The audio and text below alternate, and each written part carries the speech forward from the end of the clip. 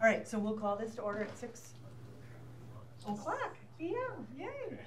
If you would, please, Tasia, if you're up for it. The roll call. Bruce Blargen. Here. Katie Thermos. Marie Kolbeth. Here. Bob Gunther. Here. Courtney Krakowski. Catherine Cranston. Here. Lori Blargen. Here. Our district mission: together we engage, educate, and empower all learners, bridging their passions to pathways to create successful futures and positively contribute to our local and global communities. So we will enjoy the video, or we'll scoot to you guys. Do you guys want to see the video? Sure. Love to. Let's see that video then. Thanks. Boy, Tasia, we're making you run tonight. That's all right. We had a great welcome home for the kids today, or kind of pep fest for the cheerleaders and the robotics. Great. Oh, Well, now we got to get sound. Is the button up top? Oh. The second question authorizes the district to take out general obligation bonds in an amount not to exceed Let's start over. $28.6 million.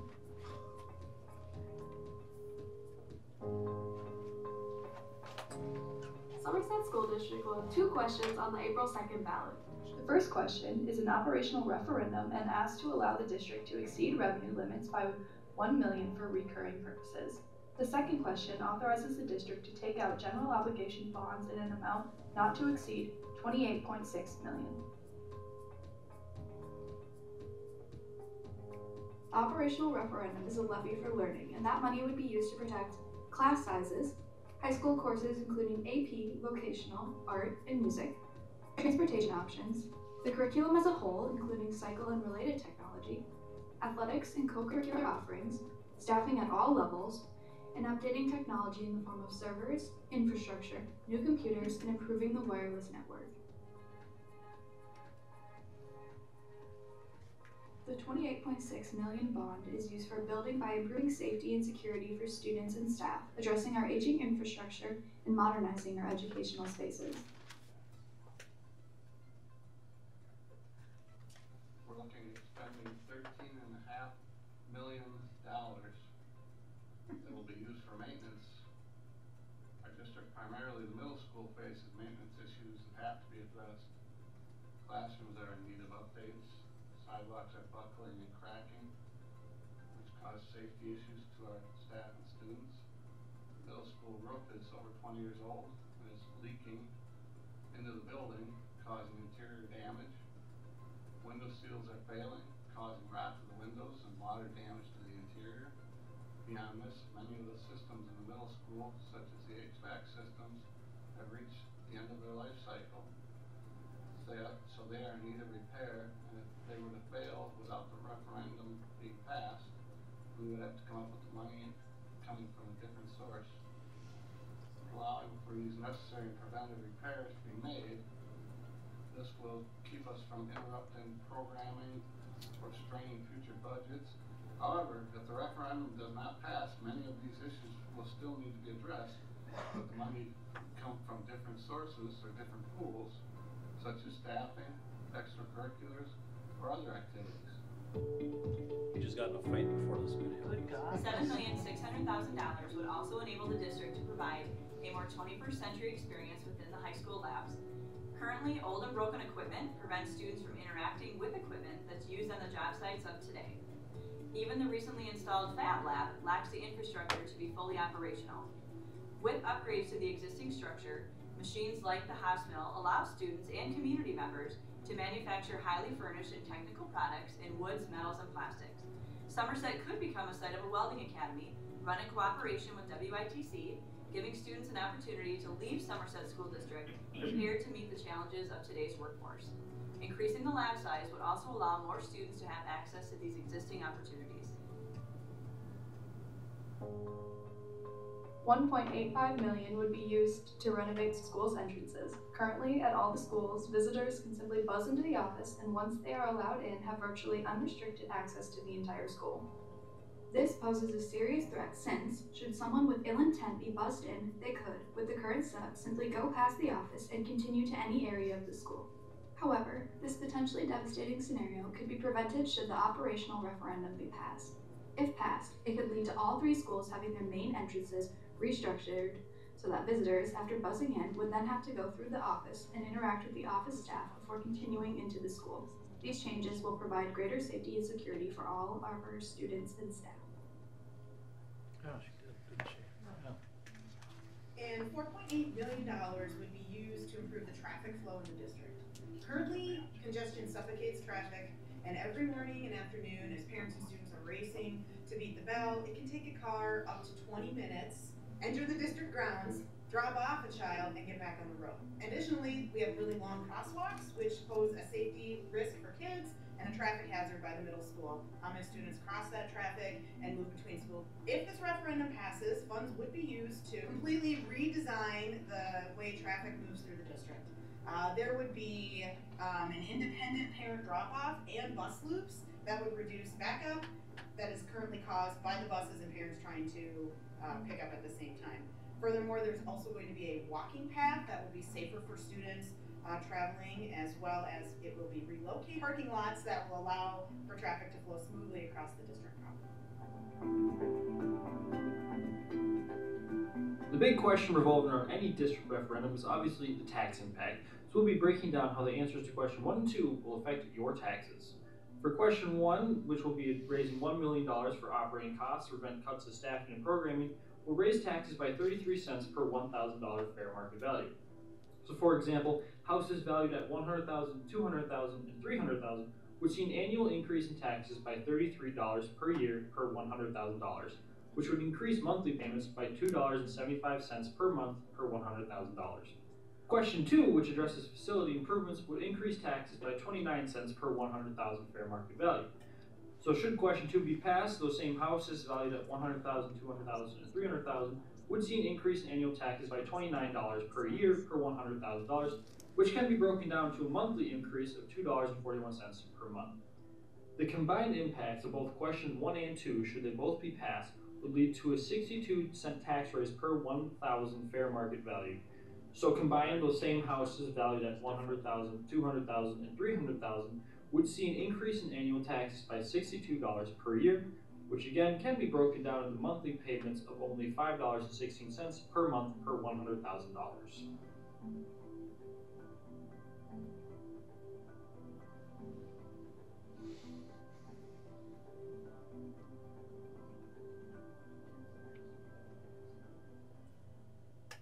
Really good, really good. It was all student made. It's great. There's one, I caught the Yeah, same thing. there's a over couple of again. things in here that I'm gonna check on, but I just wanna show it tonight to see if there was anything else that, His following explanation clarifies it, Yeah. but really good. so, yeah. George did look like he had a tough day. I should use maybe the other side. Well, you know, we have some options on that too. His face is on there too long. Yeah. So. It is. I mean, just like, oh, is George gonna be out there face too? I mean, what he's saying is important, but show something else. Well, you know, here's what we got. We've got on all those sections, you know, like on his, we have a student that likes that's introducing, like the kids are speaking in this. We could have a student do that on that segment. I think it's important to have George do some of it, I but do too. maybe the pictures, like they were talking about buckling sidewalks and they showed a picture of that. Maybe when George is talking, there can be more pictures about what he's talking Okay. about. Yep, I don't mind his voice. I think his voice is just fine. We need to see what he's talking about more than just him Okay. sitting there. I mean, HVAC in the middle school, you could get plenty of videos of that. Yeah, just show how Ragged mess. decrepit it looks. Yeah. The leaking Okay. ceiling. Well, so you just wanna Yeah, get leaky some ceiling. thoughts and make some Yeah, tweaks to it, because they got plenty of footage they can. Really clear, really Yeah, well. it's a, you know, I gave them the video I used on our last referendum that sold the whole thing, and I said, take a look at this. They needed some software to do what they did with the animation that, I said, get it, you'll use it. Yeah. Yeah, so, yeah, I'm very happy with it, so we'll make these tweaks to it, and then we're gonna get it on the airwaves. Wonderful. Won't be too soon either. Any other comment for that? I have one. Mark Bezick was on Wisconsin Public Radio this morning, did an excellent job talking with Rich Kramer about Tony Evers' proposed budget for Wisconsin for the next 2 years. Talked a lot Thanks. about our referendum coming up. It was a great program. It's archived, so if you'd like to listen to it, just type in Wisconsin Public Radio, the Is it on the west website? side. Put it on On the our Facebook Facebook page. page. I think that'd be very helpful. And I forgot to mention Share it, the heck out of it. it's just so many things going on and, More put it- important that you did it than that you told us. Well, it's, you can pick it up on our site at any time, but if we download. Keisha, put it out there. Yeah. Please. All right, great. Thanks for bringing that to our attention, Thank you. Lori. Yep, you're welcome. On to item 4 then, the band and choir overnight field trip proposal. Yay! I want to apologize because I missed one of my favorite things on last Thursday night, or this past Thursday night, because I was sick. I hope there's a video. Oh yeah, soon. we've got a We have few more. videos, we We can have, share 'em. we can do that. I would love to see it.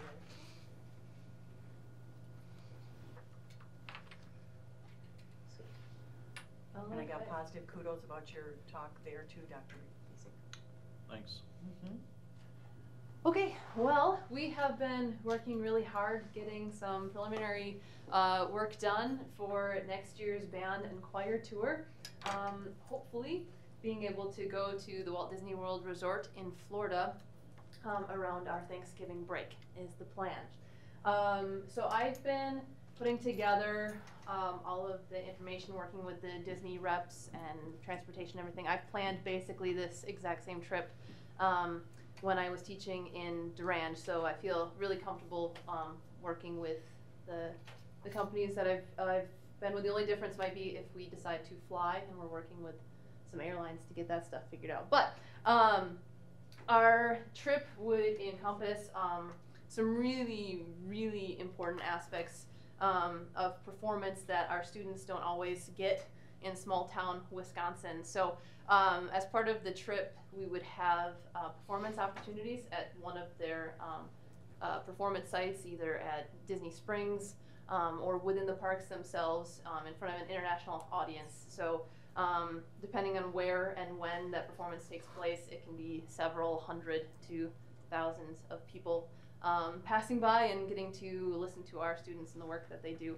And they also, through that experience, get to see sort of the behind the scenes of how that's staged. And that was one of the coolest things about that trip, was just getting to go sort of the back door to get in, and all of the steps to the actual performance part of it itself, and the tech and all of that was really, really interesting for my students. And then the other piece of that is the workshop, which is the highlight of the trip for sure. So the students get to work with one of Disney's performing arts professionals, somebody who's working on the site, and the woman who worked with my students when we went had been performing there for 15, 20 years, and had, she's talked about all the different experiences she had as a performer professionally, and so they get to kind of experience a little moment, day in the life of what it can be like to be a professional musician, not just the kind that you hear on the radio, because that makes up such a small percentage of professional musicians in the world. So getting to see sort of another side of it. So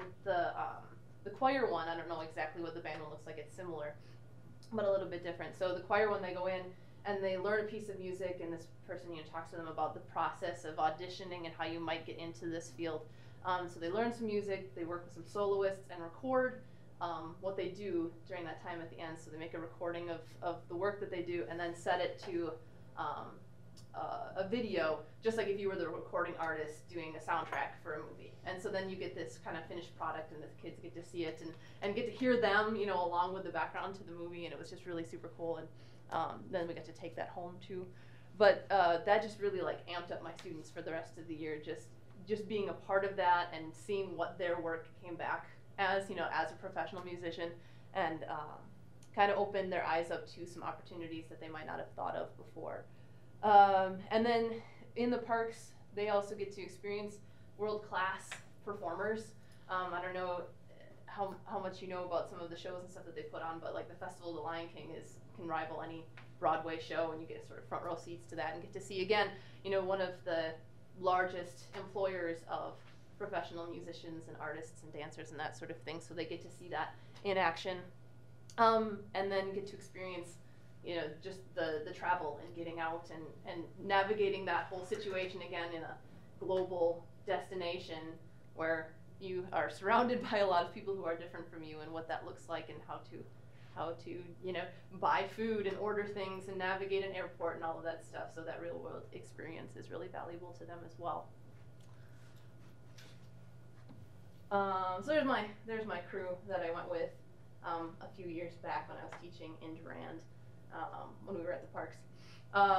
And then I won't go through all of these, but Disney does a really nice job of making sure that this experience isn't just fluff and getting people out, you know, to buy their tickets, but they really design the experience so that you're meeting national standards along the way. So they do an awesome job of outlining what that looks like.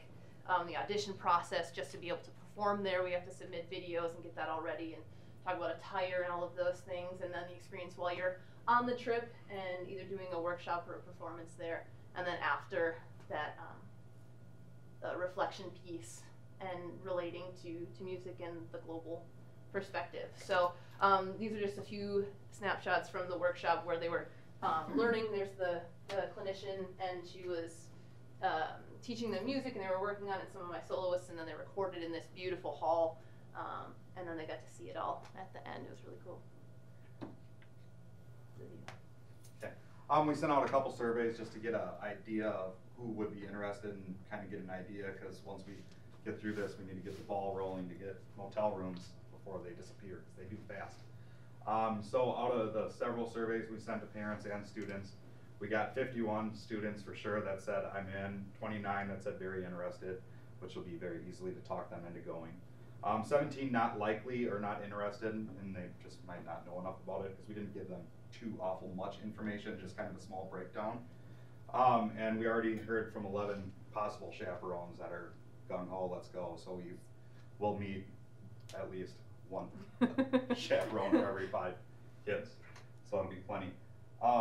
So everybody, I sent out several options for them to look at busing down there or flying down there. I'll show you in a second. This one, just talking about November and why we didn't do spring break. You guys can imagine just going on spring break, like a plane ticket's a solid $200 to $300 more than it normally would be on that week and that time. And then motel rooms are also jumping up $100 a night. So November, we're probably saving like $400 to $500 a student. And over spring break, because that's when everybody gets to travel, the parks can also reach capacity. So if you don't get there in time, you don't get in. Then we don't want our students to pay that much money and then have that experience when they get down there and not get to do things as they were hoping to do. So right. So, and it's also usually a short week, depending on how things go and how we decide on the calendar next year with what happened this year. But every week's a short week. Yeah. So, but that's it's a good time to travel. The idea is we would come back right on Thanksgiving. So if they did, they could still have dinner with family and whatnot. Otherwise, you know, we don't want them to miss their holiday, because we know a lot of families enjoy that. But it's also once in a lifetime opportunity for those kids. So when I gave these options, we're looking to bus either Friday to Thursday or Saturday to Thursday. It's about a 24-hour bus ride down there and 24 hours back. So in the 4 or 5 days you're gone, you're spending 2 days traveling. But the prices aren't too awful bad. Hotel, everything's all the same. What was the one thing I was going to talk about? No, I don't remember. well, transportation is the big difference, and then number of hotel nights, and Right. then the number of days you're actually in the parks.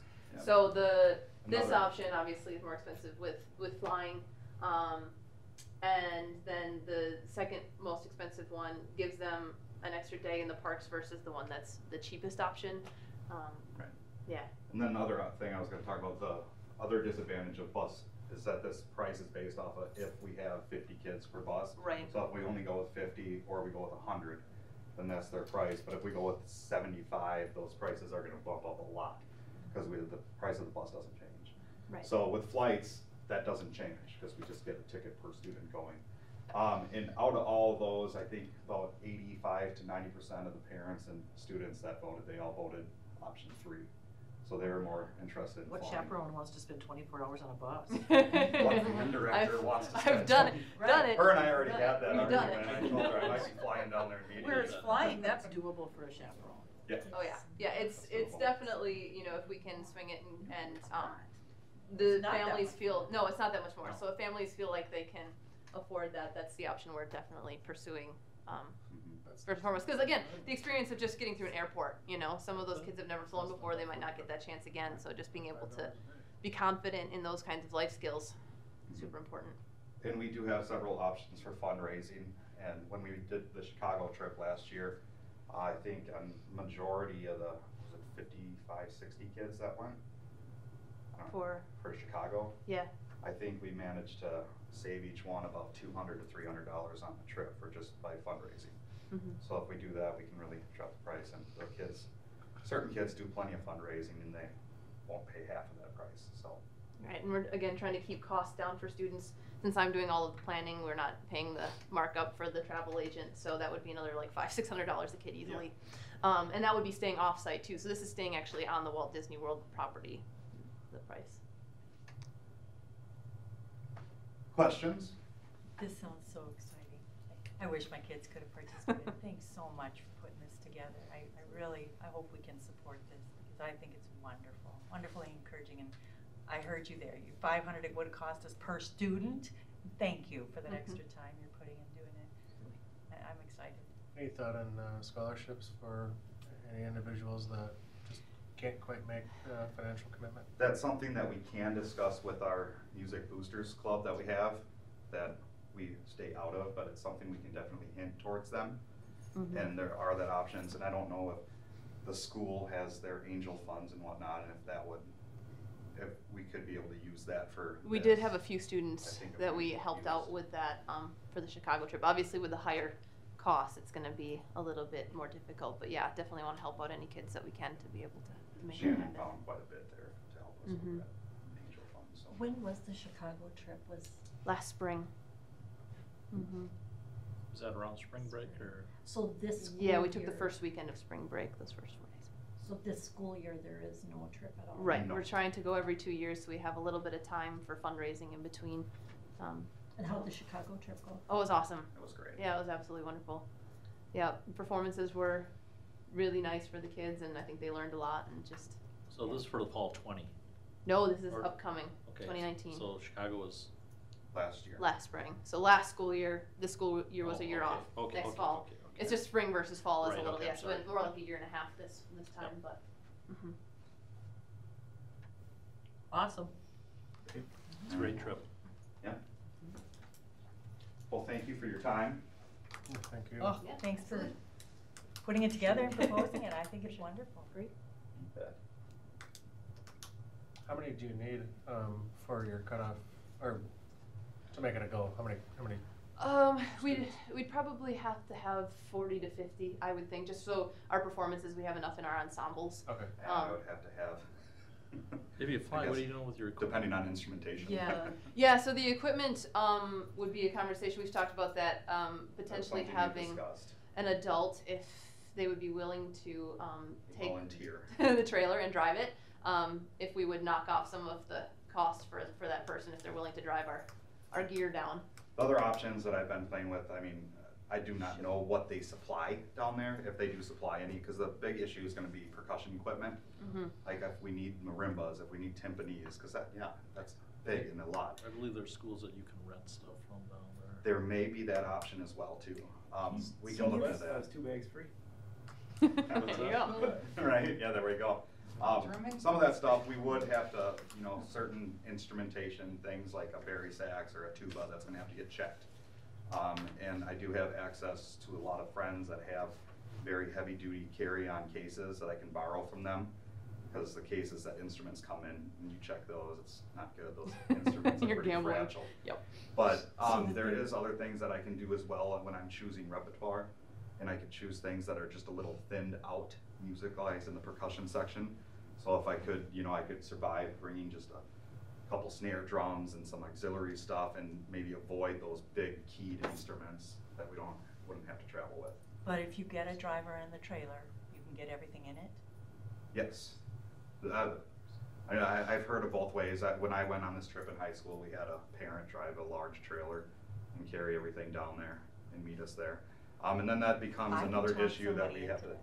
talk to about insurance and school stuff, or if that has to be a school employee and that kind of thing. So that's something else that, you know, is kind of a, I can see his eyes rolling in his head right now.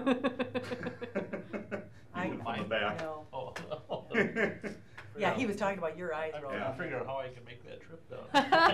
There you go, you can drive the trailer, We right? can have a work, or Session down there. There you go. on the way, we take a motor. We can offer the same price. Yeah, get you the same deal. Yeah, count me out. Wonderful. So, yep, that's something to look Rode the bus, to in the rode the future. bus down there. We'd make I think news that for sounds sure. wonderful. Have you ever thought about shipping? No, I don't think you'll have to. I have I think not. we'll be able to You know find- someone that'll do it? I Okay. I feel pretty confident. Feel very confident. Okay. okay. I always have a father too. Okay, and he can ride with, then they could. Yeah. Split Swap shifts. drivers, yep. Mhm. Yep. Right. Thank you very much. Yep. Thank this you is Please for your reach time. out if you guys have any questions Yeah, at for all. sure. Just shoot an email. Do you anticipate this maybe being an every other year thing? Or That's are kind you of the gonna plan. switch it Is we're trying to, think in Small terms thing. of 4 years, so like a closer trip, something like Chicago, and then something a little bit further away. So Walt Disney World, or if we want to consider other options. Mhm. There's a lot of opportunities for bands to travel and perform. I know I have been to New York with a high school band.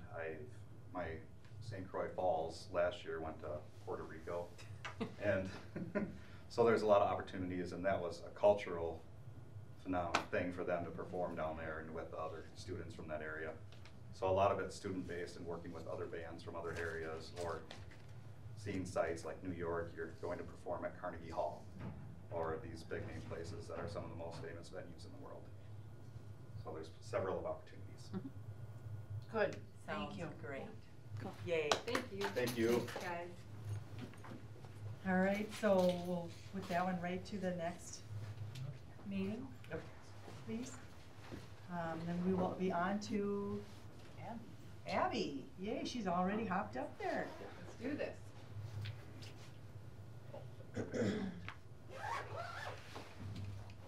All right, so mine's the pupil services budget. So the areas that I oversee are obviously, pupil services, special ed, English language learners, gifted, talented, homeless, but the big budget is definitely special ed, so that's what I concentrated on. The other ones just have minimal budgets that are not worth, so IDEA is a budget that I work with. There's two categories. There's a preschool budget that I get separate, and then there's the flow-through. Preschool is for the ages 3 to 5, to buy equipment, to buy programs to serve the little ones, through our early childhood all the way to kindergarten. A lot of stuff we can buy for those kiddos through that budget. Flow-through is then is 3 through 21. The difference obviously is that this one is only for the little ones. This one can cover everybody. So that's a big budget that provides all the services, anything we buy in special ed. And of course, knowing that it's a special ed service, it can be only used for special ed services to students. So that's the parameters around this budget. Which is in the DPI definition, it has to be an excess cost to what would general ed have to afford to pay for. If it's above and beyond to support a student with an IEP, then that's why we would be able to use special ed funding. So the categories that a lot of my purchases were in the budget are for purchase services, non-capital objects, capital objects. These are your bigger objects. These are it's a $5,000 cutoff. So anything above $5,000 has to be considered capital objects. It's just they use lots of different questions for me to answer about why I would be purchasing it, how it's going to be used, than other objects. I just put in the most common areas that through this budget and the district has used money towards. We have, because we have St. Anne's in our district, there's a calculation that I put in, and it tells me how much money we can offer services to St. Anne's to support students who are under service plans. They don't have IEPs, but they have educational service plans, so where they can receive some services. That typically looks like our school psych going over, doing some evaluations if they find a student that they want to refer. We have speech and language that goes over and serves a few students. What else do we have? We have one student that some of the students have transferred back and forth to provide some social skills services to help support their service plan. So by law, because we have a private school in our district, we have to use some of our funding to support some students there. So if someone from there is referred, say that, Yep. and they qualify LD or SLD or something, do we bus them over here for services, or do we send people up there? It depends on the student, and it depends on, so they only get a certain amount of money, and they get to decide how they want to use that money. And once that money's gone, then we don't have to provide any more services to students.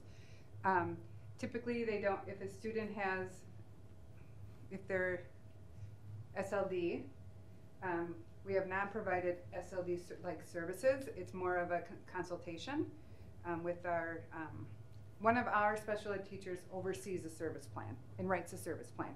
So through that service plan, then they get some services that way, like suggestions on modifications and accommodations and support that way. But we have had students both ways have come to us, and they like once or twice a week, and so then transportation needs to be input into that dollar amount that we're offering them, and all that kind of stuff gets factored into. Abby, before you go on, you're talking about it's because St. Anne's is in our district. Yep. But because St. Anne's is a private school, Okay. there are sometimes students from other school districts. If, for example, there were a child from the Osceola School District Mm-hmm. attending school at St. Anne's Mm-hmm. who qualified for services, which school district would be responsible for that?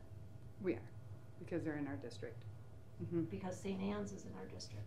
Yep. Even though the student lives in another school district. Correct. Mm-hmm.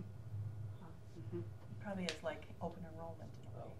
Yeah, it's because Across they're, the river, it's, the home district is responsible. yeah, No. correct. And I think it used to be that way in Wisconsin as well. We service of St. Anne's. I have not heard, I can look up, let me do some research and find out. Do you know As of the- now, we are servicing them.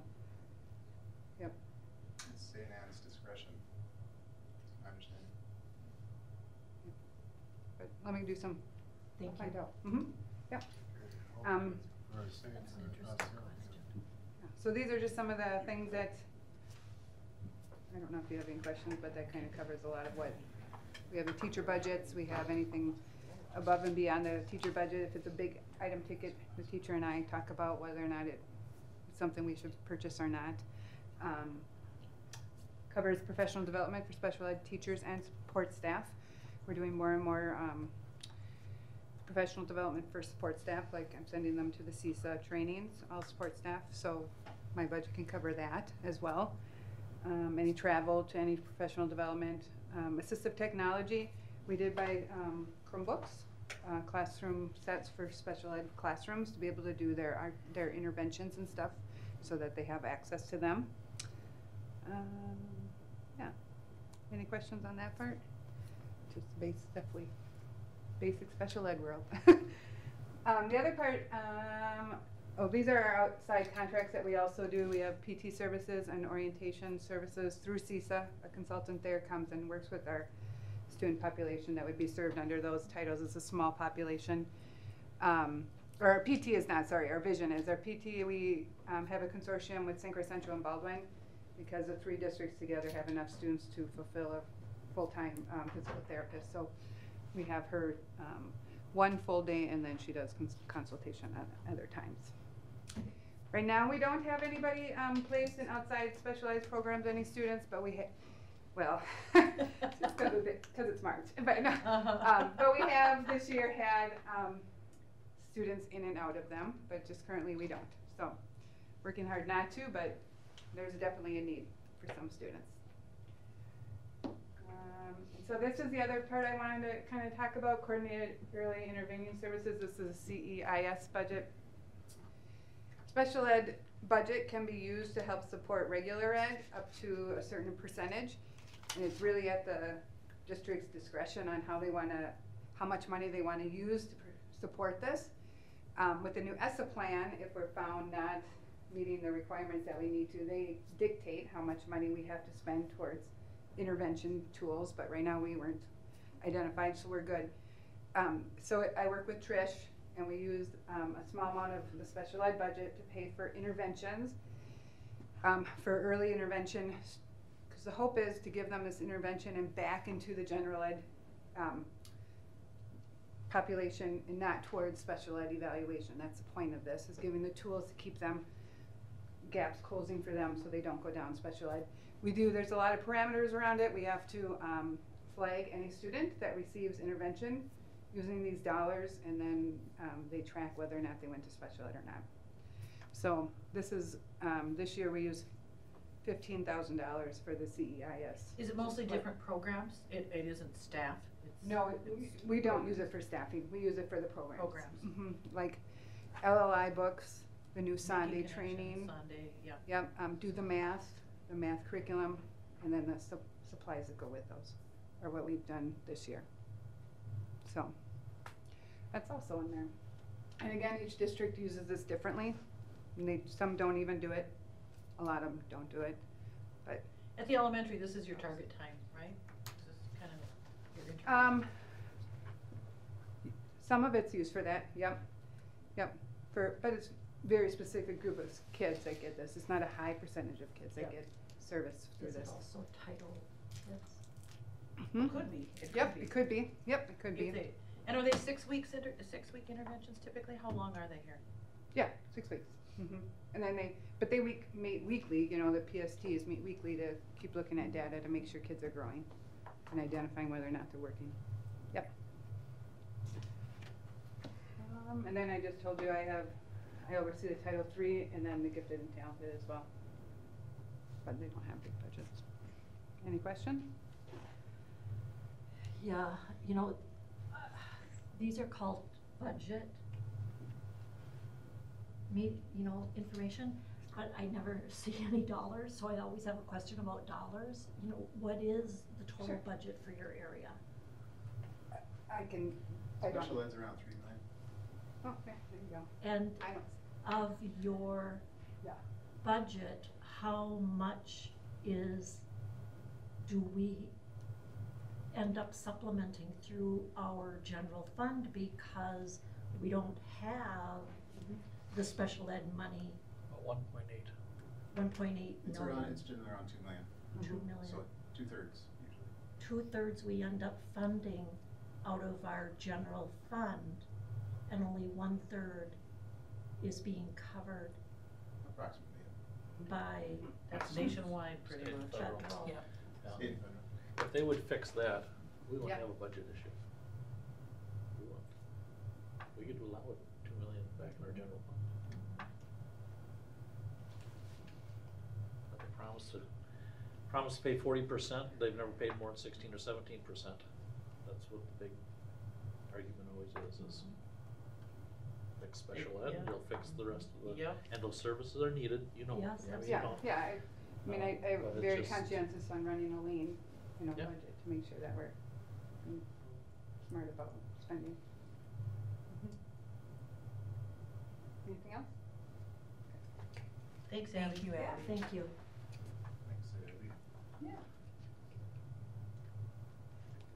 I think also to your point, Lori, not a lot of that budget I would call discretionary. There's. Mandated. Oh, I understand that. Right, I'm just expanding on this. I think a lot of these presentations are to help people understand what do we have control over each year with our funds. And a lot of it's already, it's already set. Those funds are spoken for. Not a lot of discretionary choices to be made. So especially with special ed, where you have maintenance of effort, there's even less discretion. I think, Lori, you were trying to point out that the cost of it has to be covered by the district because the state had promised, I've heard it as 60%, 66%. That's the last, That's the different. last number I heard. Yeah, and I think that we all recognize the cost of it is significantly higher than what the state has ever paid us. But we still want to do that for those kids, those families, so. Well, absolutely we want to, but it's also required. We by have law. to. We don't too, but we want to too. If you want to follow along, it's on the. Yes, we're into item 6. Thanks, Dave. Quarter 2 budget to actual report. He's Where going is it? right to the website, right, yes. Of course, yeah. So it's not linked on there. No, on the business services page, national reports on the right-hand side.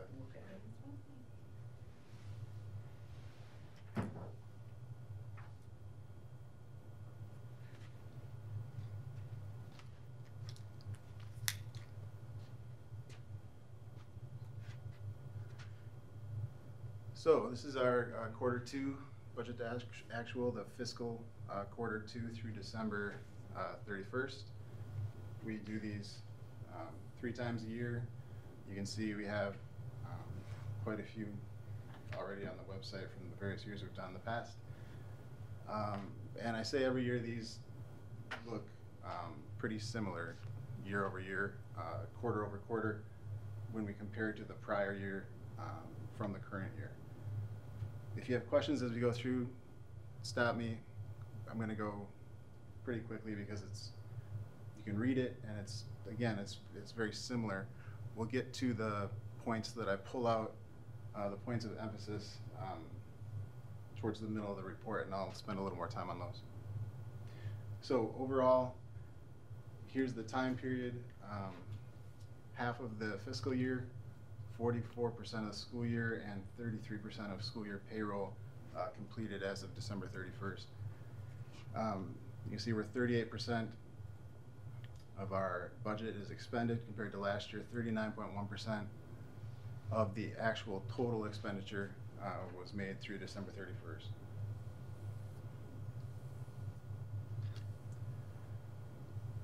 Function, summary function is what you see on a monthly basis in your board reports. First, that's the first chart you see. And here I have it sorted by actual expenditure. And we have budgets and fiscal year to date for each summary expenditure as well. And again, adding up to 38% total at the bottom. Here's some notes on those various summary functions. Some of them are full year services or functions. The dollars are spent in those places starting in July every year, and some of them are more school year. And so the ones that have expenditure year round starting in July will generally have a higher percentage expended already. Is that 95% our snow plowing budget? Or? This is only through December, so right, on this report, it still looks like a good winter. What does it look like for real? We didn't have any snow until the end. It's not good now. We have significant snow moving expenditures and obviously heating and electricity as well. But as of this report, we're looking good. That's the next quarter we're gonna. It's just, again, a couple other notes. Some of the things are paid right away, generally for the most part early in the year, and so those percentages are very high. And some things are almost entirely at the end of the year, so those percentages are very low.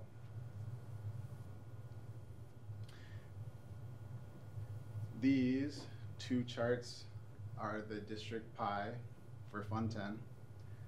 This is the budget. This is how we allocate our dollars according to those functions. And this is where we're at through quarter 2, the pie and how it's been spent according to each summary function.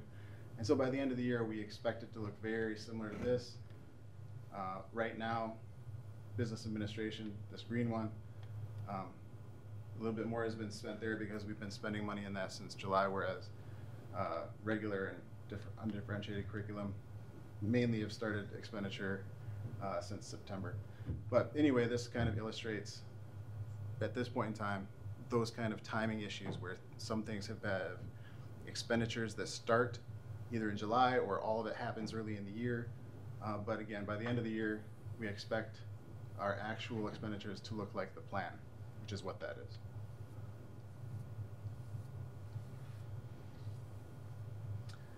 Summarized even further and compared to last year, instruction, support services, non-program transactions. Same information in chart.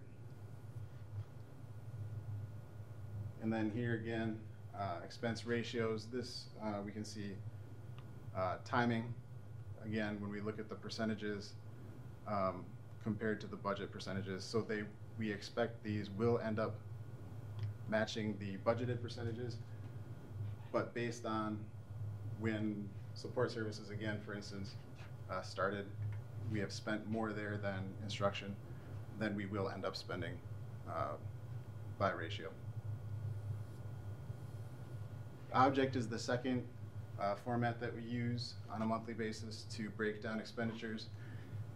You can see, based on where we are in the school year and payrolls, where we would expect to be for salaries and benefits. We mentioned pretty frequently that other objects, which is dues and fees, generally is a higher percentage than we would expect, but that's just how budgets are put into Skyward and allocated to offices and teacher budgets and so forth. But again, compared to prior years, we're pretty similar. Here's closer examination. Again, winter related costs look good so far. It was looking like another second year in a row of reasonable snowfall and heating. That will change.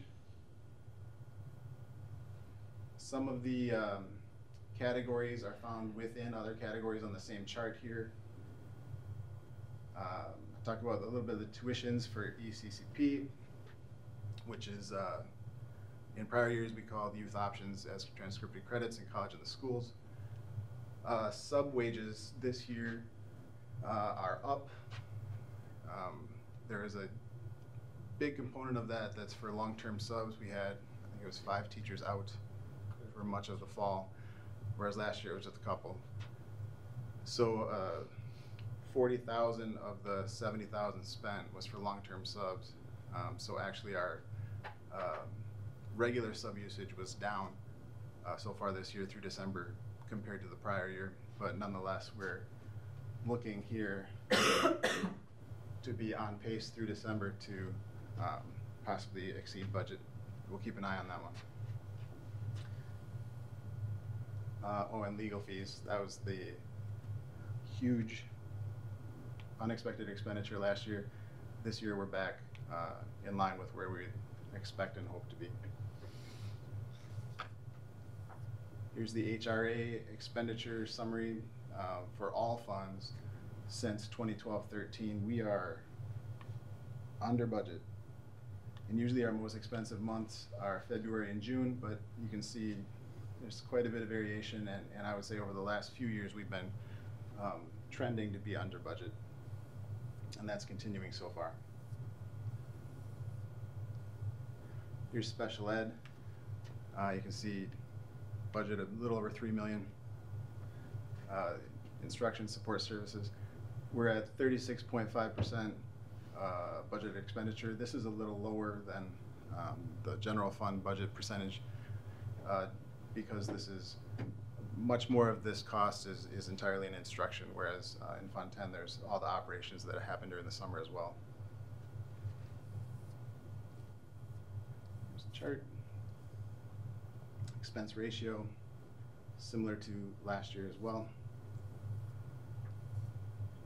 And we can see the revenues through December compared to last year. Here's 17-18, 18-19. Right there, you can see that's over 200,000 that was inflated due to that property insurance claim that we had, 187,000. And otherwise, our aids are a little bit lower. Our aids are decreasing. Our population is decreasing slightly. Our property values are going up. We're getting less aid, and we get more levy coming in, but that hasn't come in yet. So overall, the trend is, if this continues like this, is we have these spikes of revenue where we get our September, our December, our March, or our June equalization aid payment, which are big, or we get our January, February property tax revenue in, or our final August revenue. So we just have these moments of receiving revenue, and when they change, we get less of one and more of the other, then you can kind of see that showing up over time.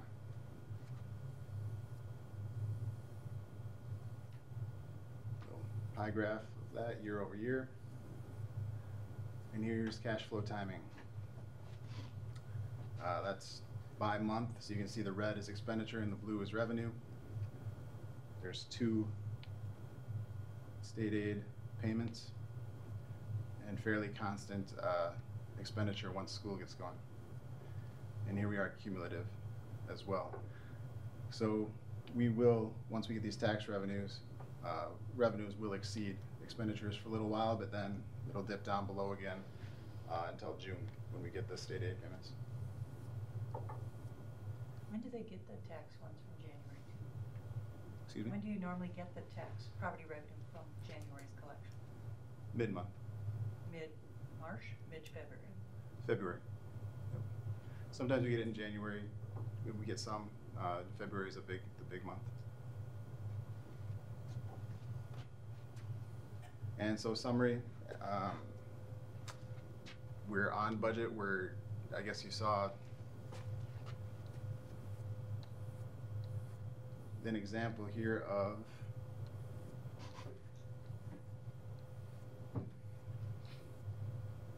some areas where we are looking to be under budget, some areas where even on here, maybe the subs, for instance, we're saying we might be going over budget based on this projection. Some areas that we know based on what we know now since December 31st that the situation has changed and we will be going over budget, certainly for snow removal, possibly for gas and oil, for heat and electricity as well. And so we have just like every year, we can kind of see the illustration, we can kind of see the trend line. Some things will be under, some things will be over, and it all kind of nets out as we get towards the end of the year. So you don't see any trends that are alarming other than the snow removal, which is out of your control? There's nothing that's crazy going on this year, nothing alarming. Every year there's something that you see right away that looks like that's going to be over budget. Sometimes it ends up being over budget, and sometimes it normalizes. Here, if this was early January, I'd say we're looking good all around, except for subs maybe. But yeah, snowfall, snow removal, it's going to take a big hit this year. At the same time, $41,000 budget, that's not a huge line item at the end of the day in the overall budget. These bigger ones, B&G, 860,000, that's been managed very well over the years since George has been running that department. And so we typically end up under budget, pretty close to budget. These bigger ones, I'm confident will stay within budgets.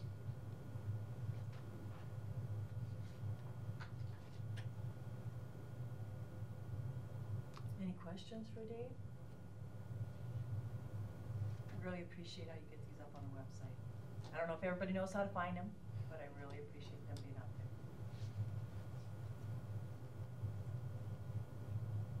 there. And I like them, so how you've sketched out when we're getting them, so they're very consistent too. Thank you. Yeah, the next one will be probably May, possibly next month. Maybe just an update next month on how our snow budget is, and probably on that sub one too. Another month, this weather. Well, in a lot of these reports, part of our process, Abby gets on a weekly basis automated reports of what all of her codes, what the budgets look like on a weekly basis. George gets the B&G ones and the snow one. Mark gets one for his budget and your budgets. All these go to somebody, the people who are responsible for them and who are accountable and try to allocate their resources within their areas. They get automated weekly updates as far as how they're going. So we're paying attention, and then you see it on a monthly basis with your financial reports. That all kind of works together, and then you hear from people about what their budgets look like, what kind of discretion they have in spending their money or allocating it to different programs or different plans that they might have. And So has it always been that they get those every week? Since we've had Skyward, it's grown. Prior to Skyward, we didn't have that ability, so I would send them generally. And so you're getting more and more use out of the software, making it more usable. That sounds great. Good. Thanks, Dave. Yep. All right, onward then. We'll go to item 7, the policy update. We're in the 1000 series, and there were 2 policies there. Yeah, there's 2 here, and ever since we missed, we had Stu coming out last week or week before, we had canceled because of snow. So we weren't able to talk to him about these 2 then, and since then we've been trying to get a hold of him, and he's MIA somewhere. There are a couple things though that on the, let's see, if we look at the FMLA policy, part of the question was if we want to go year to date, calendar year, or fiscal year. I had a question on that, because it said they have to work 50%, I think it was, of their number of hours. How does that factor into there? Because if the previous year, if we were to do it, what are we doing it now? Right now we're doing it in calendar year. Calendar year. And so I wondered if that might have influenced why we did a calendar year, because they have to be able to qualify for it, if I read it correctly, work 50% of the hours to be able to get it. So if we did it in a school year instead of a calendar year, there's the potential they did not work that number of hours or don't even have the opportunity to. And maybe that wasn't the deciding factor back when you decided to go, but as far as we know, I wonder. We don't have any rhyme or reason I think for it. that's their FTE, their full-time equivalency, so they have to be at least a 50% employee. It doesn't mean that they have to have worked. I wonder, by the way it's worded though, I wondered. Where did you see that, Marie? When I was reading through it, now I gotta go back because I didn't have a pen. I wish I could go like this on it, but. Well, is this something we're just gonna need guidance on? Well, this is a decision we have to make. I know. Yeah, you have to make, but there's. But I wanna know That's a how good that question there, but We've been there's following another around piece. with it. Yeah, we do have to, because we need some information from Stu on here. There's a couple questions, that we have on here on both these policies that, we sat down and we could trim some of it down, but we still have the question on the job description piece of the illegal versus controlled substance Right. piece, because that's in another one of our policies also. In the other policy, we don't have that in our job descriptions as far as the, So I'd rather get it right on the facts provision. versus on Me too. assumptions. Yeah. So if we're gonna fumble around with it for 20 minutes and not come No, to that. no. And that's the thing, I we prefer really to wait don't have for much it. of a discussion on it. But if I could have that question addressed, I would appreciate it. I'll find it on here. Find it and then just shoot me a. Okay, If you find it, we can highlight it afterwards and all right. do that. It's in paragraph 1, 2, 3, 4, eligibility requirements. Now this is the Wisconsin. So you've got the federal and then you've got the Wisconsin.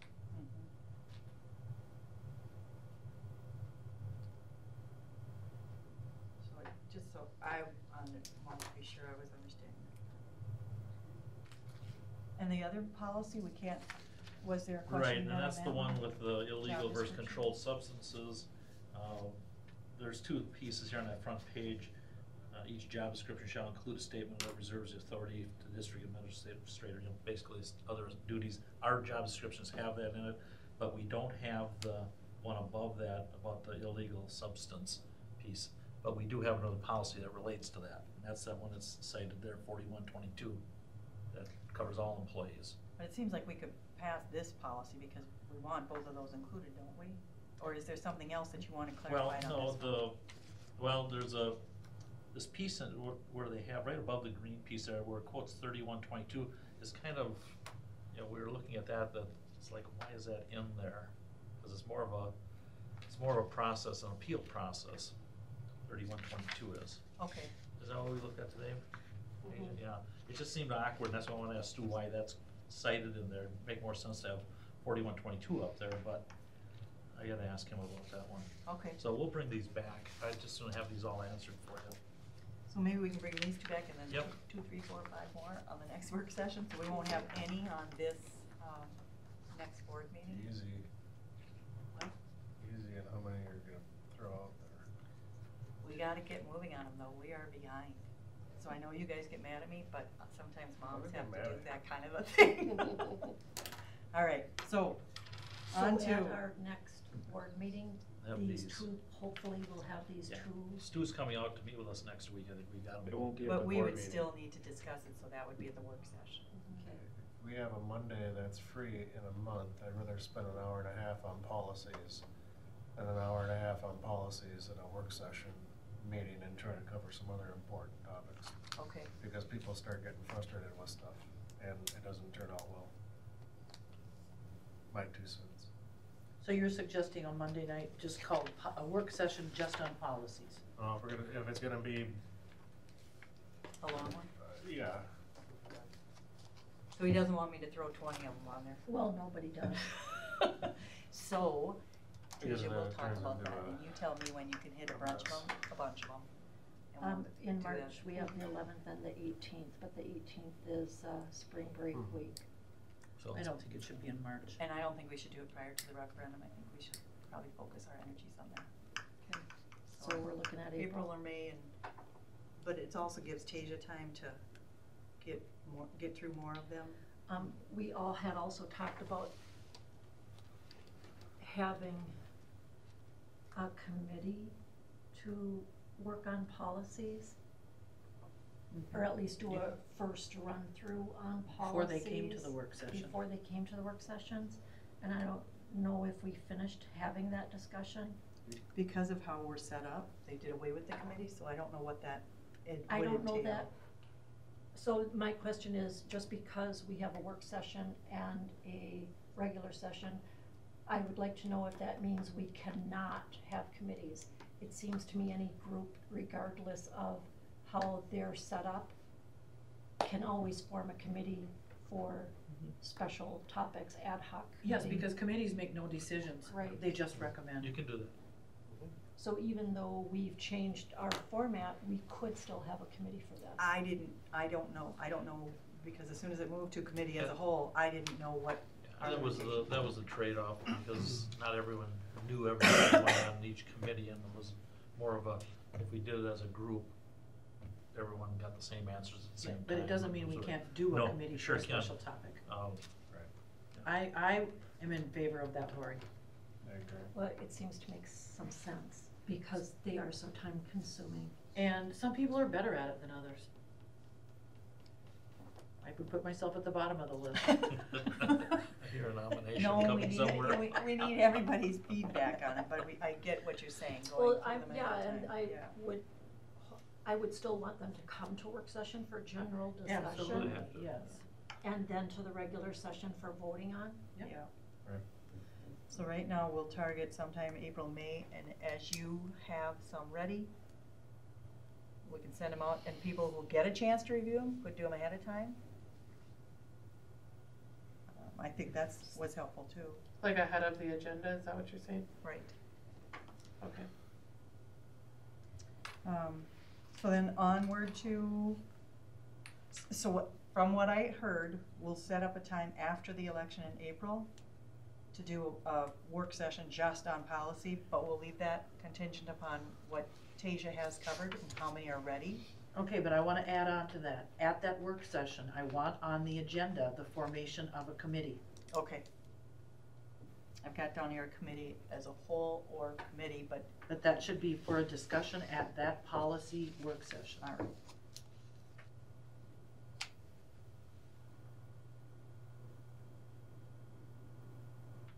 I like it.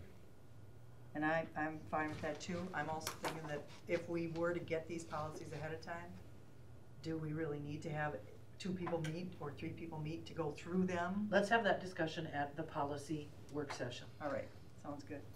On to item 8, topics for discussion, the flex mod schedule, 8A. Yeah, we didn't have a lot of time to sit and chew on those 3 items at the last one, as far as getting the information, ahead of time and that. So I thought that, you know what, we'll bring it back here, and if there's any comments or they all 3 kind of tie together, but they're individual issues that we're working on. I was personally, we got some great information on the flex mod schedule. We got some good information on AODA.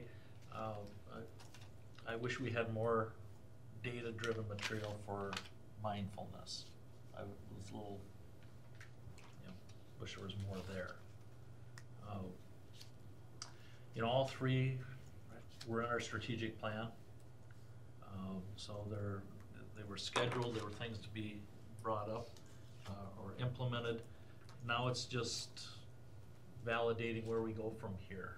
I think since this presentation, I'm just going to go right to the mindfulness piece because that's fresh in my memory here, is the principals are meeting with Katie now to, we had a half a year to look at what's happening in the buildings, and the principals want to see some modifications to how things are progressing for the rest of the year. Is that not safe to say? Yeah, I think they're gonna, I think there's some great things happening, they're gonna build on it now.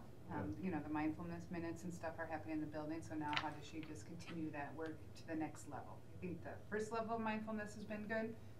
Now how do we continue to grow it? It's a new program. I think that's why they're gonna be meeting. Yeah, I think there's a lot of, it's a new position, so it's feeling out how to work this. She's really dug into the high school. With halftime counseling, just being there kind of gets dragged a little more. So we're trying to make more the other dedicated time up in the other buildings more.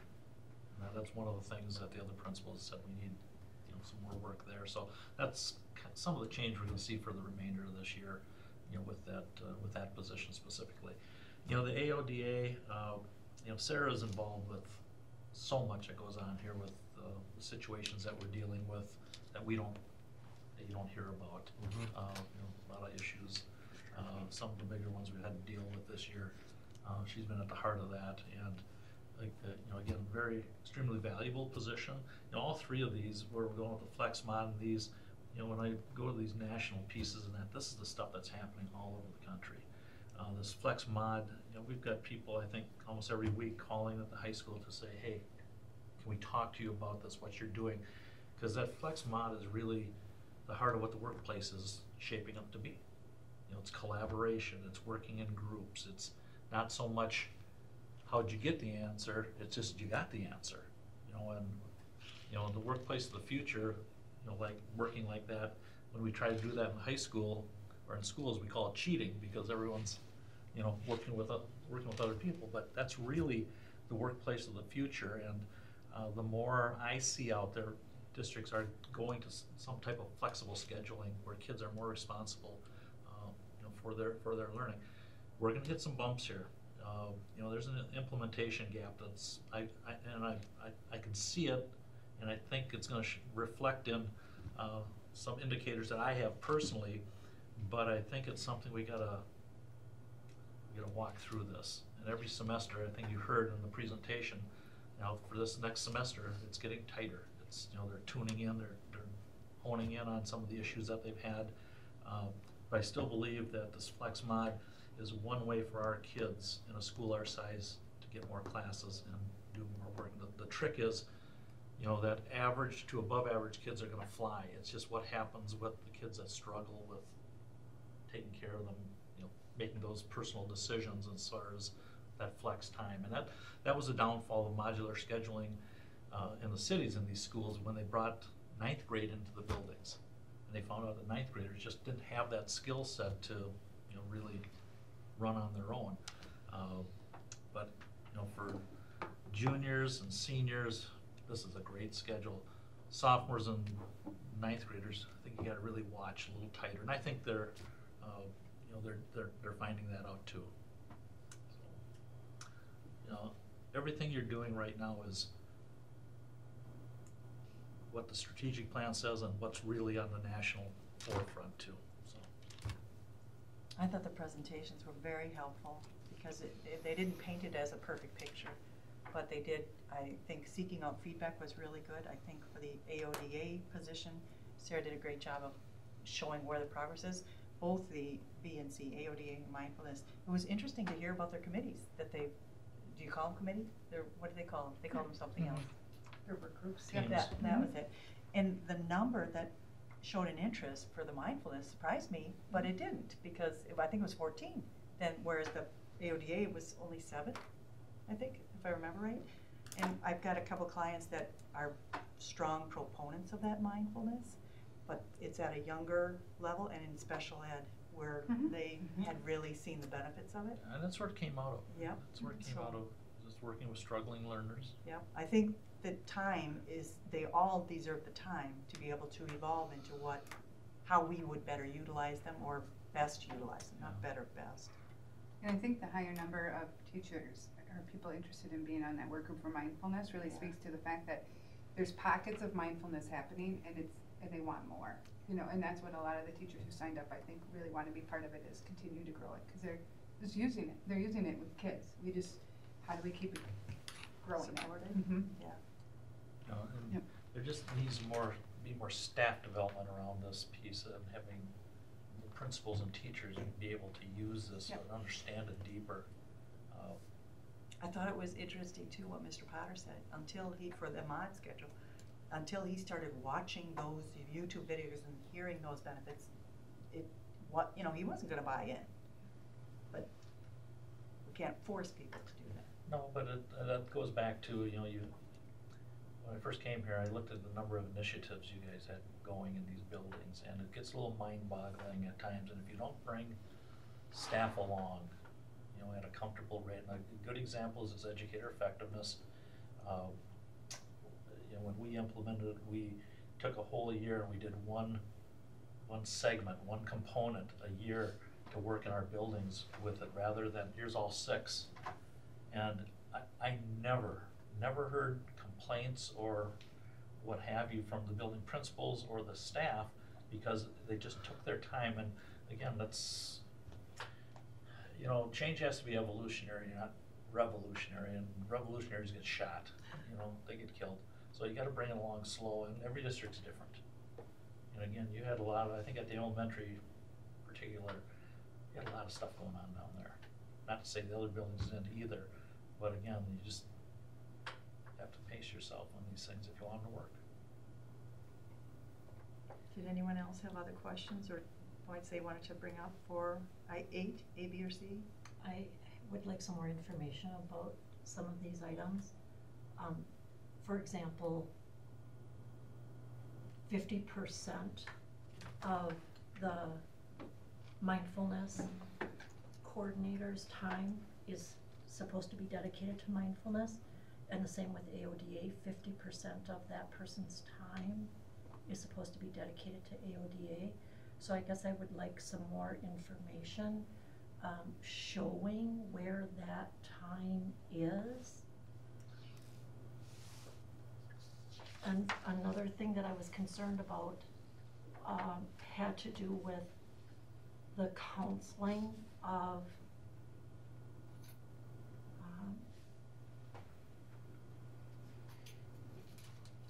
specific students who are having problems with drugs or alcohol or other issues. Because I think there's a significant difference between a school guidance counselor and a substance abuse counselor. And I don't know, maybe Sarah has that training, I don't know. But I am concerned, I'd like more information about whether we may be getting into areas that we are not qualified for. Okay, now I follow. Is that not where we do a referral system out to an agency? Well, and maybe that is what's going on, but I heard. She works with outside agencies on referrals. And then they bring in the resources or bring export. But I also heard Sarah say that she spent a significant amount of time working individually, one-on-one counseling students.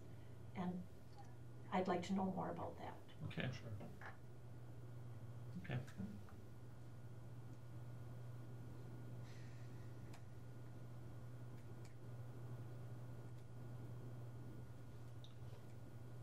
You said the AODA, but did you say something about mindfulness too? Yeah, for both of them, I'd like to have some more information about where they're spending their time.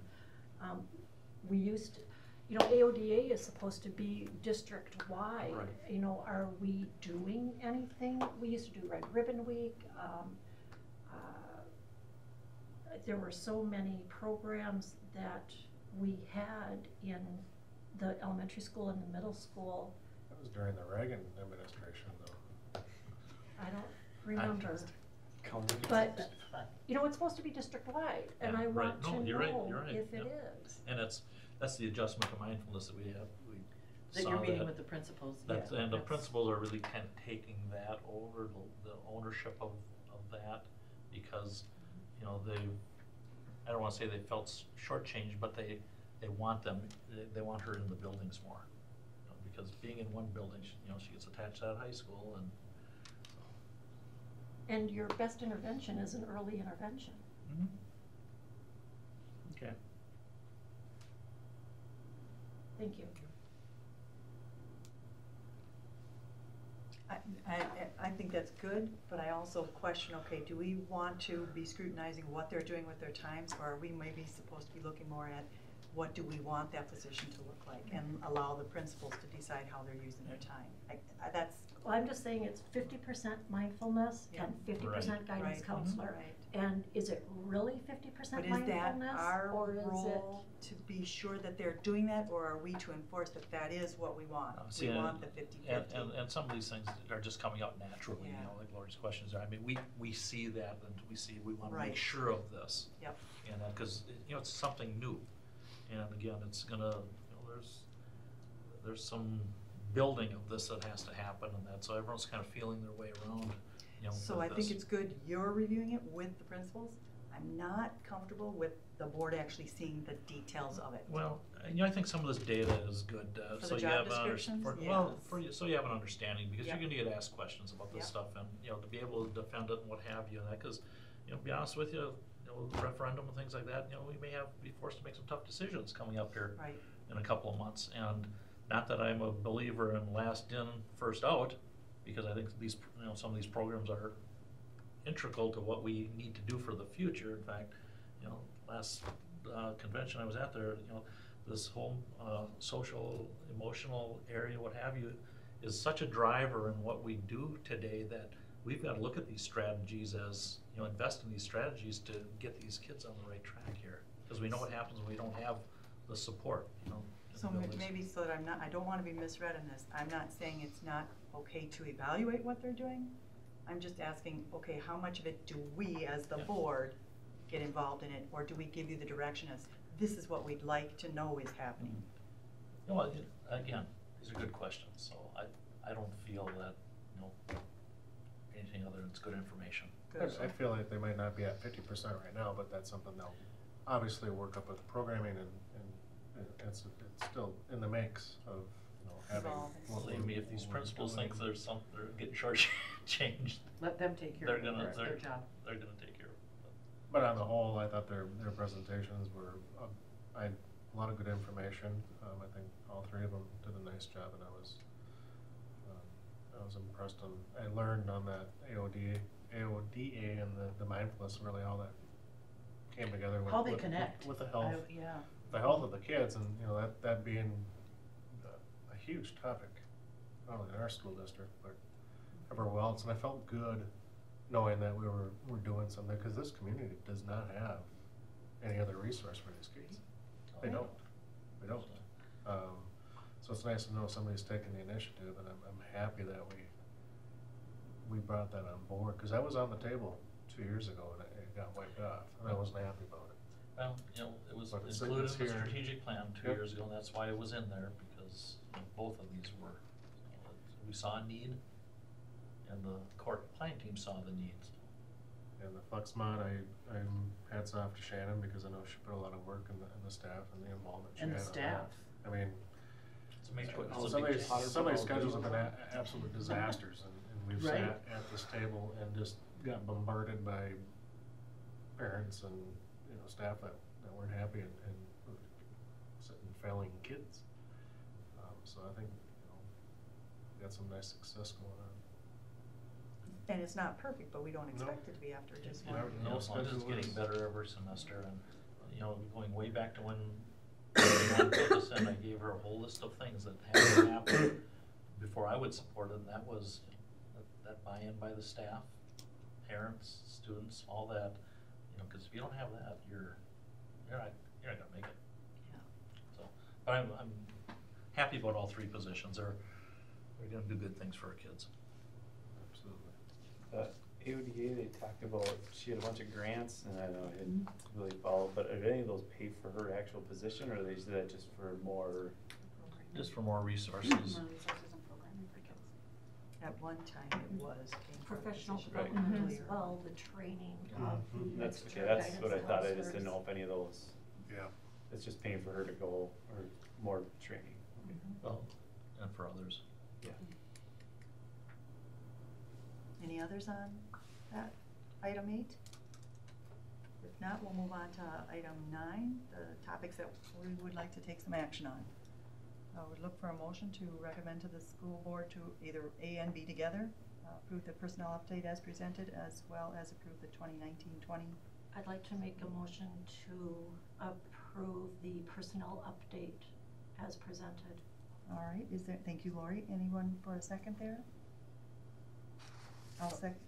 Okay, I can put you down, Bob. Okay.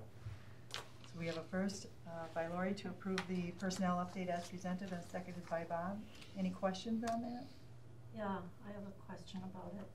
Okay. There was only one item on it, correct? Yeah. The exit of elementary aid. On our district website, we have a full-time teacher position posted. And I don't see any exits or resignations, Full-time. retirements. Well, we had. Who do we have? High school math. What's that? High school math. Oh, okay, that's, yeah, that's, one of our math teachers who hasn't been certified yet, and he's gotta get certified. I can't get him another extension until we can prove we can't find another teacher, so we have to open it up. Thank you. So if there's no other questions, all those in favor of supporting the personnel update as presented? Aye. Aye. Any opposed? Motion carries. If I could please have a motion to approve the 2019-20 school year calendar as presented. So moved. Thank you, Catherine. And a second? I'll second. Thank you, Lori. Any questions? Yep. The minutes at the bottom of that schedule, that calendar for next year, is it correct that the elementary school will be going to 3:05 every day and the middle school to 3:15 every day? At this point, that's what we decided, what we're finishing up this year, we're gonna leave it in there, so in case this happens again next year, we've already addressed it, rather So than. that means with this schedule, if there were, with this schedule, we are building in the equivalent of 14.5 extra days at the middle school. Is that what we really want to do? Days or hours? Days. We're building in 74,375 minutes, and by law, the minimum requirement is 68,220.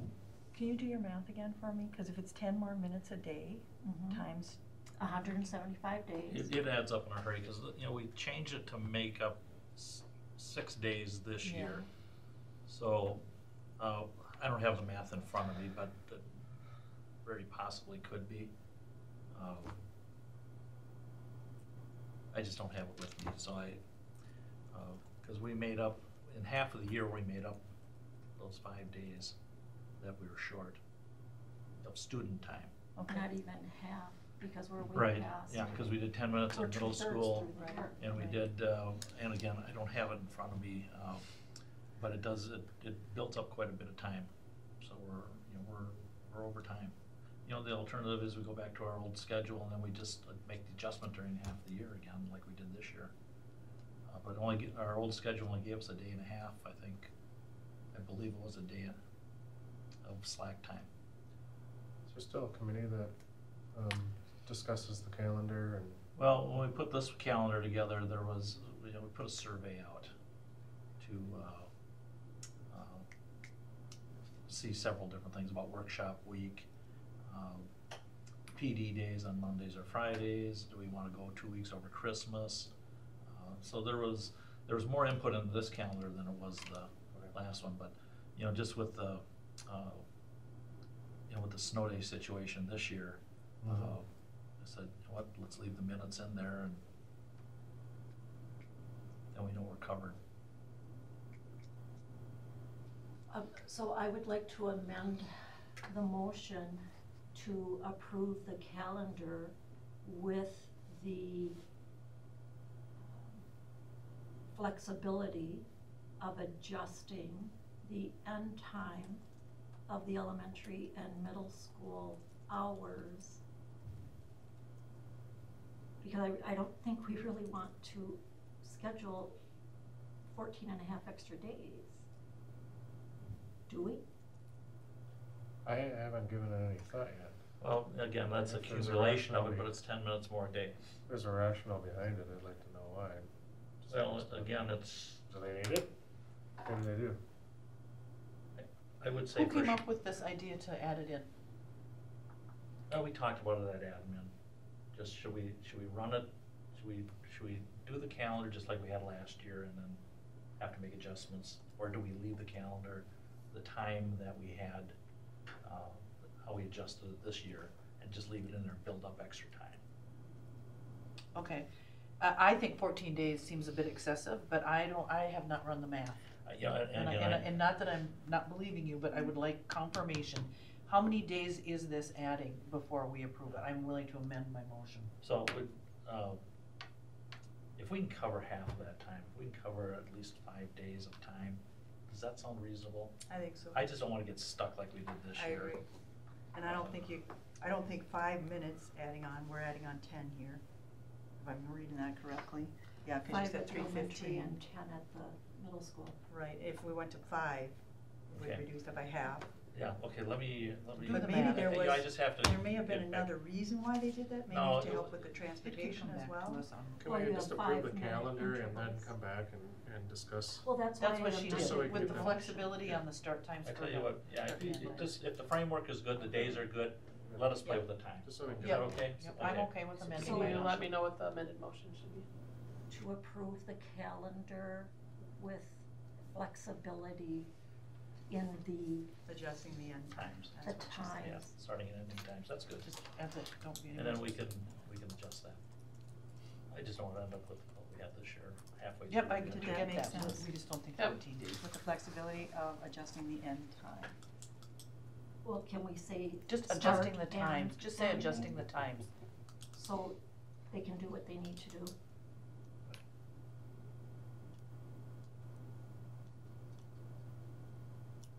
Because you have to have 5 minutes between buildings. Read it back to me, because this is my motion, Tasia.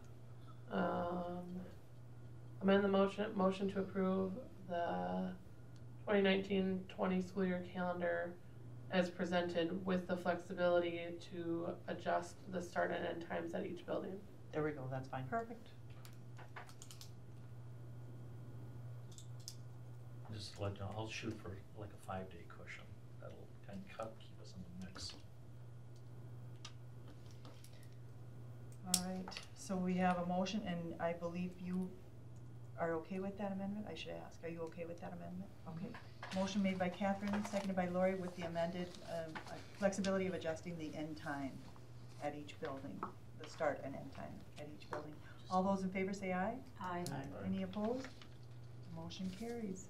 Wonderful. Once around the table, Bruce, you said something. You had something you were gonna do. Oh, we were watching that video. Right. Okay, Bob? No. Catherine? I do. I'm wondering when, Mark might be able to answer this, when are we gonna get a report on how the new cleaning service is doing? Oh, yeah, Bob had asked for that last time. I would like it Okay. soon. Sure. Have you heard things? Are you hearing anything, or Oh, really? no. Yeah. I'd like to know what you're hearing, cause I haven't heard anything. Basically, it's the after school and evening stuff that's not getting taken care of. Opening, making sure buildings are open, okay. making sure things are clean. Okay. Same as what we ran into before. Yeah, well, we got that, you know, Dave do two of them, one on that and also on the forecast 5, two presentations he can do, so I'll get him scheduled to do those. Great, all right, so you've got that. Lori? No, thank you. I got it, just a quick one here. Okay. You're not included in this. Yeah, he is, Oh. he's here. Okay. Actually, Tage Cause this is too, involves you. so sit down. Oh. All right.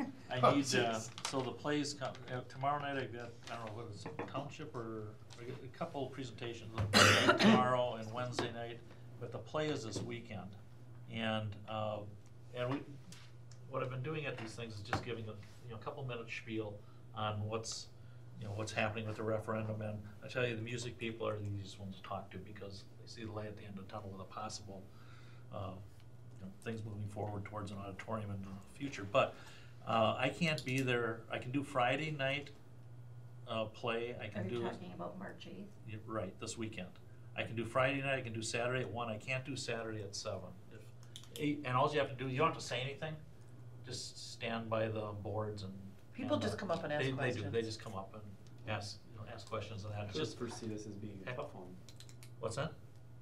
I foresee this one as being a tough one for the arts, the auditorium. Well, it really wasn't over at the Arts Festival and that. I had a lot of good questions of people come up, they get it, they understand that, they like the idea we're fixing things first before we're going after wants. But Saturday night, if someone can just stand there, if you can't, otherwise I'll find somebody else, a principal or somebody to do that. And then Monday, Bob, of spring break, did you say you think you'd be able to do the Legion? Yeah, see at the 18th. Okay, I'll talk to them tomorrow on that. Does get to stand there? No, that one you gotta talk to the lead. Oh. That one you gotta. Show the video and put up. That's the what I was say, gonna and say. pass out the stuff, ask for questions. I tell you what, Yeah.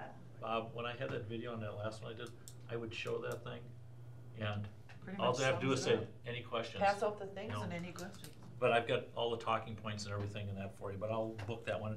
Does anybody have an in with the senior center here? With Mark Vanas? No, I talked to Mark already. He's lining up something for me at lunch now, or coffee with them, but the senior center out of Somerset Town Hall. How old are you? What's that? I mean, how old are you? You $4 lunch. I think it was that shot of Herbert Hoover with you or something, or was it Reagan? No, I think he's putting us in that class there. I'll speak for yourself. Do you go out there? No. Oh, come on. Oh, man, you're making points here. Does anybody Yeah, know Richard and I anybody? go for lunch every. What's that? Richard and I go there for lunch every Friday. Do they have a pretty good crowd? Now you're kidding me. Okay. Yeah, she's being sarcastic. Okay, I just need some in on some of these things, otherwise I'm gonna be out there. I don't know, Sheila Okay. DeRozier used to run that. and Okay, I'll find out. Did she this one here in town too? She used to. You know, I can talk, I can try to find out who. Yeah, I don't even know I who. can talk with. I think Jim Chandler has something to do with You know, Mills who and else would Mills. be a good resource for that is, I always mess up her name, is it Jerry Kester or Jody Kester? Jerry. Up at this town hall, she would know for sure. Yep. I Okay. can call her and ask. Well, no, I'll stop up there, and I just wondered if anybody had a I think connection. you're on their agenda that's Wednesday night. is Yeah, your at 8 agenda. o'clock, Wednesday night, 8 o'clock, and that's, I'll find out then. I just curious if maybe he's had a personal connection, with any of these groups and that, so, okay. And I won't be around on Saturday night, for that, for the play. Is anybody else able to? Arizona. I do not. Okay, no, I'll find someone to sit in there. I'm gonna be there to sell 50/50 tickets, so I don't know that I can be responsible for both. No, we set it up right next to where you're gonna be, and if somebody has a question. The other ones I'm gonna say a few words at, but you don't have to do that. Okay. Thanks for doing those. No, that's what we need to do. And that video is great. Yeah, we'll make the changes to that too. All right, so once round. Tasia, did you have anything? Policies, you just say the word. Nope. All right. Because if we're throwing too much at you, you gotta say that too. Nope. Abby, is there anything we're missing? Yeah, all right. I mean, how long have you got? No, just kidding. So do I don't see motion Let's to keep this once adjourn. round table right up to here, okay? No, I like getting anybody here involved. Okay, so I don't see motion to adjourn on here, but I would be willing to take that. So move. Thank you, Lori. And a second? Second. Thank you, Bob. At, I never read the clock right, 7:20. 7:37. See, I'm looking right at it, I can't even What do I do want, it. 7:37? Yeah. Perfect. I forgot our community brand.